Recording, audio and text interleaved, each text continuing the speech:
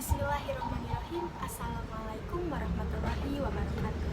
Halo semuanya, perkenalkan nama saya Raihan Pratama Putri dari kelas 11 IPS 4 absen 25. Apa kabar semuanya? Semoga kita semua dalam keadaan sehat walafiat. Pertama-tama, marilah kita panjatkan puji serta syukur kepada Allah Subhanahu wa Ta'ala yang telah melimpahkan rahmat dan karunia-Nya.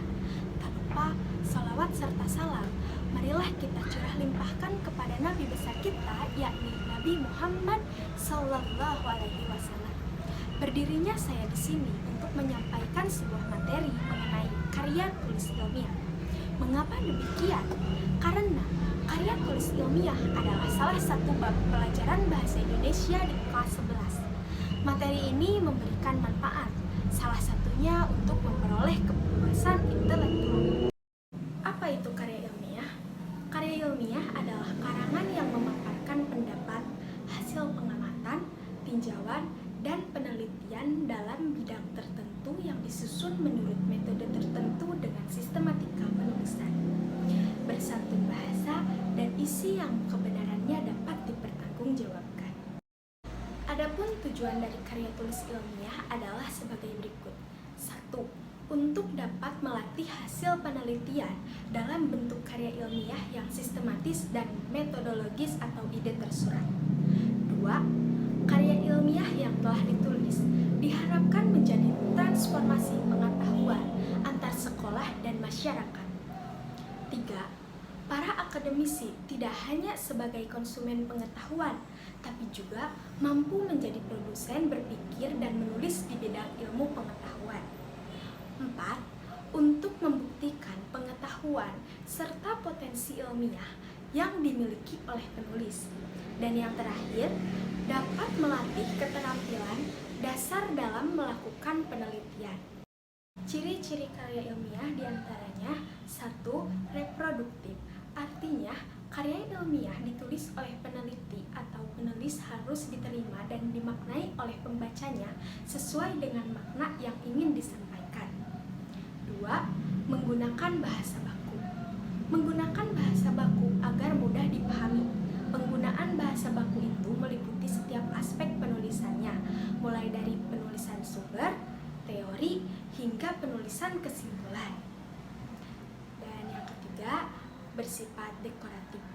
Artinya, penulis karya harus menggunakan istilah atau kata yang memiliki satu makna. 4. Terdapat kohesi. Artinya, karya ilmiah harus memiliki kesinambungan antar bagian dan babnya bersifat straightforward.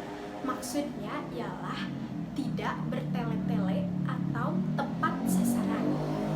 Dan yang kelima, bersifat objektif. Karya ilmiah harus bersifat objektif. Hal ini sangat penting karena karya ilmiah tidak dibuat berdasarkan perasaan penulisannya. Apa saja sih macam-macam karya tulis ilmiah? Karya tulis ilmiah ada beberapa macam. Di antaranya 1. Artikel. Artikel adalah karya tulis yang dirancang untuk dimuat dalam jurnal atau buku kumpulan artikel yang ditulis dengan cara yang ilmiah dan mengikuti pedoman ilmiah yang telah disepakati sebelumnya. 2. Ada makalah.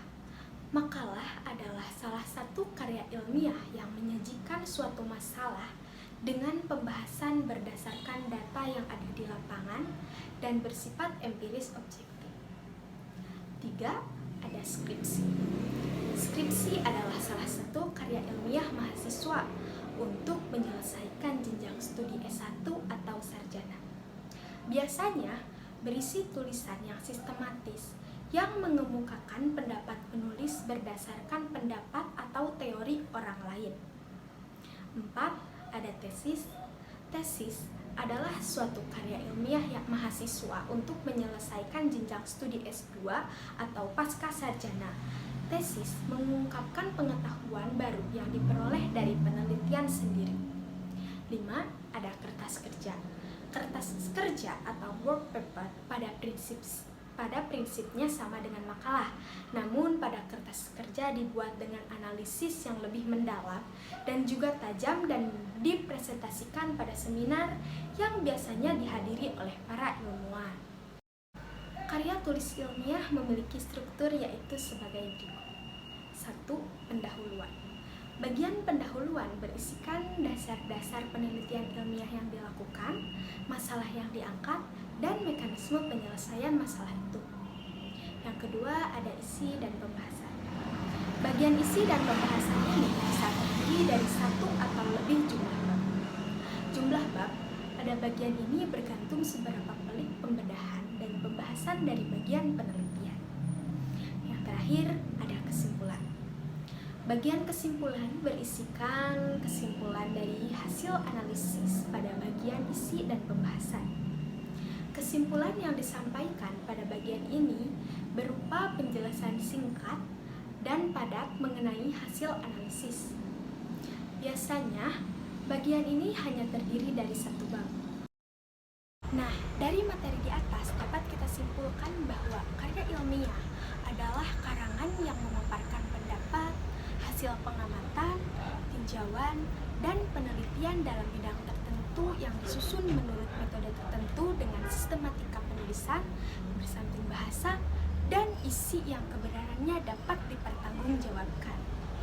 Saran dari saya yaitu dalam menulis karya ilmiah diharapkan untuk memperhatikan sistematika penulisannya sesuai dengan jenis sehingga karya ilmiah dapat diterima oleh berbagai kalangan.